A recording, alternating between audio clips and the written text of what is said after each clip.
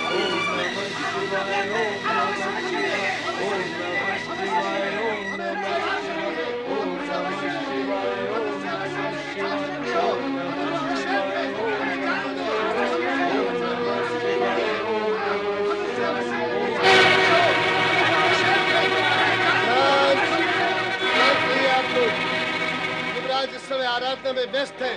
उनसे कहिए कि उनकी प्रजा उनसे मिलना चाहती है। कहा ना वो इस समय नहीं मिल सकते। क्यों नहीं मिल सकते? हम उनसे मिलकर रहेंगे। हाँ, मिलकर रहेंगे। ये सब क्या हो रहा है दादाश्री?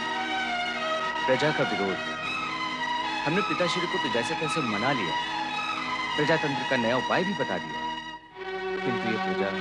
युवराज नारायण की जय! युवराज नारायण की जय! युवराज नारायण की जय! युवराज नारायण की जय! युवराज नारायण की जय! युवराज नारायण की जय! युवराज नारायण की जय! युवराज नारायण की जय! युवराज नारायण की जय! युवराज नारायण की। किंतु प्रजाजनों, युवराज तो हम दोनों में से कोई भी घोषित नहीं हुआ, फिर आप। क्षमा करें राजकुमार, यदि अभी तक इसकी घोषणा नहीं हुई है तो आज प्रजा ही इसकी घोषणा कर देती है। किंतु इसकी आवश्यकता ही क्या है? महाराज प्रजातंत्र प्रणाली आरंभ करने का निर्णय ले चुके हैं। वे चाहते हैं कि प्रजा के प्रतिनिधि राज्य का कार्य संभालें। जो आज तक नहीं हुआ वो अब कैसे होगा राजकुमार नारायण? राजभक्ति हमारे रक्त में घुली हुई है। ऐसे में प्रजा कैसे सहन कर लेगी कि राज परिवार के अतिरिक्त अन्य कोई शासन की व्यवस्था करे? इसलिए ये काम आप दोनों को ही करना होगा राजकुमार। स्थिति को समझने का प्रयत्न करो मित्र। अब हम दोनों भाई शिव आराधना में समर्पित हो चुके हैं। अब हम लौकिक मोह माया में नहीं पड़ सकते। जिस प्रकार आप राजकुमार होकर भी राज्य की मोह माया में पड़ना नहीं चाहते, उसी प्रकार हम प्रजाजन भी राजभक्त होकर प्रजातंत्र के अज्ञात मार्ग पर पग नहीं धर सकते। आपको हमारी प्रार्थना स्वीकार करनी ही होगी। ये संभव नहीं है। तो फिर अब हमारा यहाँ से जाना भी संभव नहीं है। जब तक आप हमारी प्रार्थना स्वीकार नहीं करेंगे तब तक हम नहीं जाएंगे। हम अन्न जल भी ग्रहण नहीं करेंगे। बंधुओं, हमें बाध्य न करें। हमें सोचने के लिए एक दिन का समय दें। हम शिव जी की आज्ञा और आदेश के अनुसार ही आचरण करेंगे। अवश्य अवश्य अवश्य, अवश्य अवश्य। अवश्य।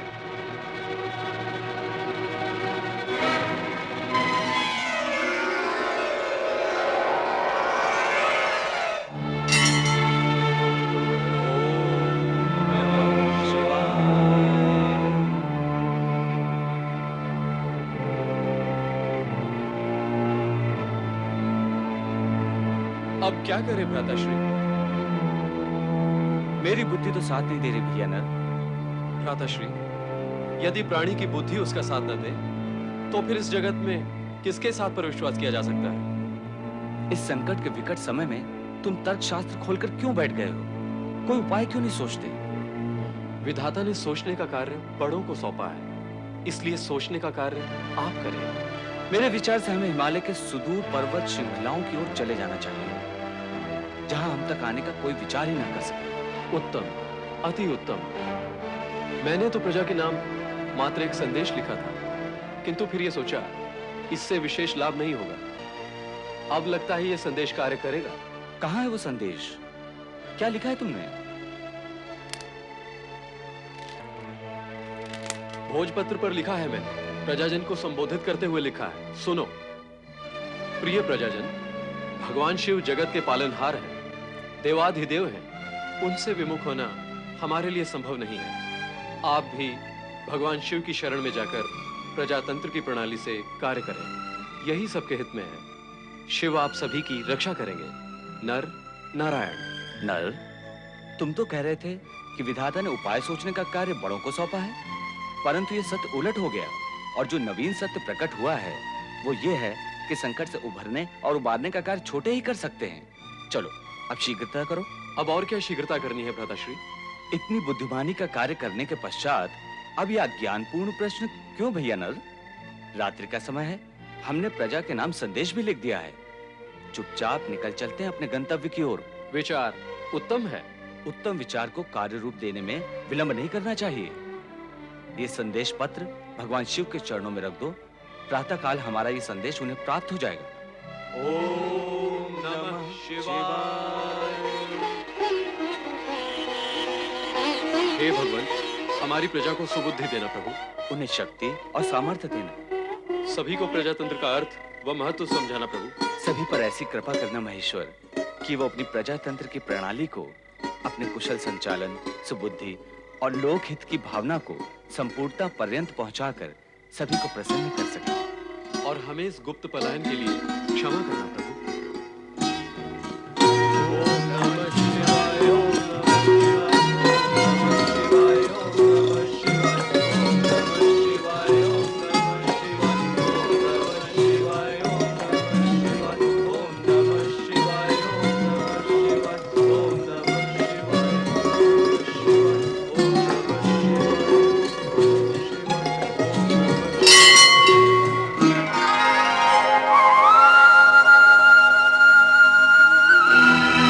मुझे आशा है कि राजकुमार नर और नारायण ने हमारे पक्ष में ही निर्णय लिया होगा। इसके अतिरिक्त उपाय भी क्या है?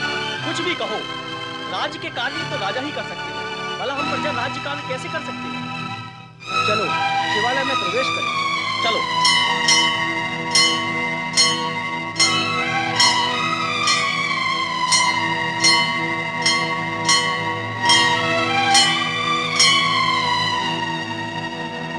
यहाँ तो कोई भी नहीं है। दोनों राजकुमार कहाँ गए?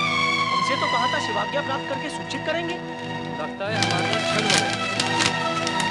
अब सभी भगवान शिव शंकर की शरण में जाकर प्रजातंत्र की प्रणाली से कार्य करें। अरे देखो देखो, इस जगत में ऐसे प्राणी भी हैं जिन्हें राजपाट और सत्ता से अधिक भगवान से प्रेम है। नर और नारायण का त्याग महान है। दाता उनकी रक्षा करें।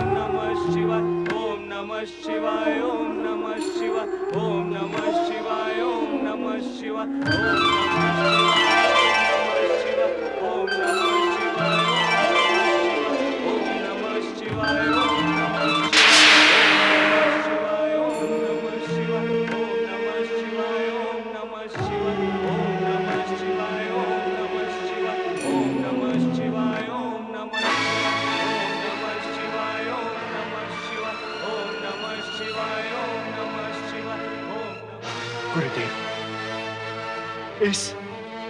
इस पंचाक्षरी मंत्र की गूंज आप सुन रहे हैं ना? हाँ देवराज, हर ध्वनि और दृश्य मैं आपसे पहले ही सुन और देख लेता हूं। तो फिर बताइए गुरुवर कि ये ध्वनि कहां से आ रही है और ये ध्वनि कर कौन रहा है? सर्वप्रथम तो ये जान लो कि ये कोई साधारण ध्वनि नहीं है, ये पंचाक्षरी मंत्र है। इसीलिए इसका नाम सम्मान, शिष्टता और भक्ति भाव से लेना अति आवश्यक है। ओम नमः शिवाय के इस पंचाक्षरी मंत्र की ध्वनि हिम शिखर से आ रही है, जहां परम शिव भक्त नर और नारायण शिव आराधना में लीन है। नर और नारायण? हाँ देवराज, धर्म राजा के शिव भक्त पुत्र अपना संपूर्ण वैभव, राज्य, सुख, संपदा त्याग कर हिम शिखर पर शिव दर्शन की कामना से शिव आराधना में लीन है। अत्यधिक कठोर साधना और तप कर रहे हैं, जिसकी गूंज हमें यहां तक सुनाई दे रही है गुरुदेव। हाँ, और यह भी अटूट सत्य है देवराज कि शिव भक्तों की कठोर साधना अवश्य सफल होती है। आज तक ऐसा कभी हुआ नहीं कि किसी भी शिव भक्त ने भगवान शिव को भक्ति और निष्ठा से पुकारा और उसकी कामना पूर्ण न हुई।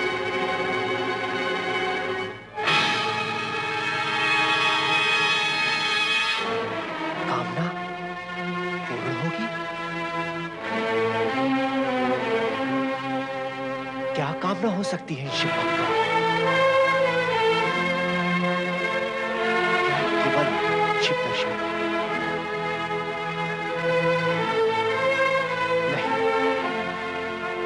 नहीं। शिव भक्तों की शिव दर्शन के अतिरिक्त अन्य क्या कामना हो सकती है स्वामी? इतना स्पष्ट सत्य भी नहीं समझती।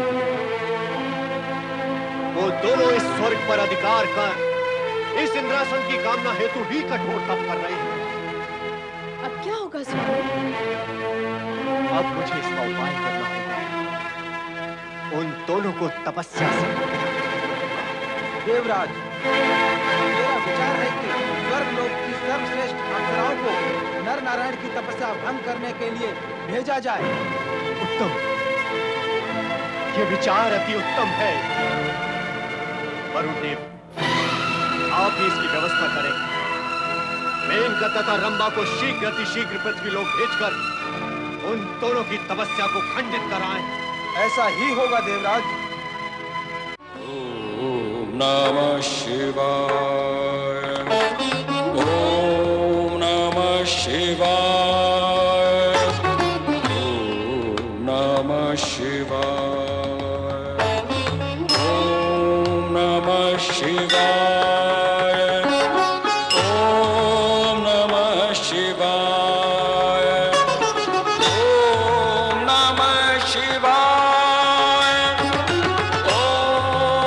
शिवाय, ओम नमः शिवाय, ओम नमः शिवाय।